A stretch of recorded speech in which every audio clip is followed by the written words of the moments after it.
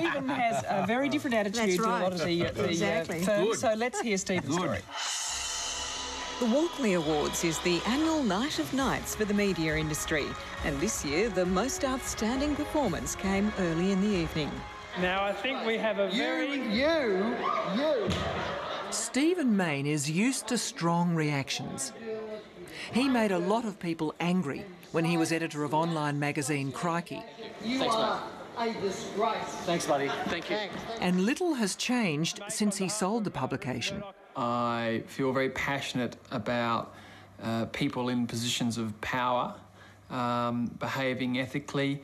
I really hate violence and bullying and intimidation. I'm Stephen Mayne. Welcome to the Mayne Report. Now, this week, we think we've set a world record. I'm a shareholder activist, so I have the world's biggest small share portfolio, 650 stocks, not even worth $100,000, and I go around to annual meetings and I ask questions. So where there's any form of sort of conflict or controversy, tobacco companies, gambling companies, I like to be there. Unfortunately, in Australia, we don't have a culture of shareholder pressure. So I spend a lot of my time now campaigning directly with the super funds and the institutions to try and encourage them to vote against poorly performing directors or to vote against bad takeover deals, to basically create that culture of shareholder pressure on behalf of the millions of Australians whose superannuation they are managing.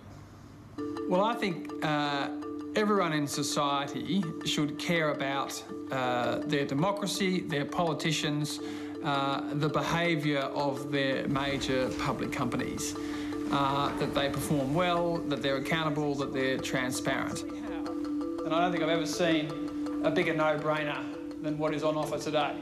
How do you wrestle with that? How do you think it through ethically about how you're going to behave at those meetings? Well, I always try to be polite. I usually wear a suit. I never scream and carry on. And wear your shoes? Yeah, always wear my shoes. And I try and pick big targets. The bigger the better. So I love taking on Rupert Murdoch. Used to love Kerry Packer, still like James Packer. Frank Lowy. The bigger the better.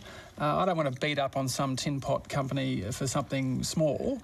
And I just think it's a case of holding those in power to account. So if someone's lost billions of dollars and they're putting themselves up for election again, I say you should go. If the chairman of James Hardie wants to be re-elected to the board of AMP, I say, why should the chairman of our biggest industrial killer be a director of our biggest life insurance company? This is silly. Because I sometimes wonder how much ego is involved in the business of being a public activist. You know, it's convenient, it's good, isn't it? You feel good doing this role as well. Well, I enjoy doing it, but if I didn't enjoy it, I wouldn't do it. And I think the more publicity I get, the more effective I am. Mainly if it mainly were ego, then you'd make a mess, I think. So it has to be some ego there because we're not perfect. But well, I think anyone who's in public life, anyone in public life has, it's a psychic wage. It's a psychic wage. But that's okay. That's fine. You do it for less money, but you get your kicks out of it. And I think a lot of people are like that. But you can wrap yourself in the flag of virtue, can't you? Then you've got a problem, I think. Then you've lost the plot. Ego.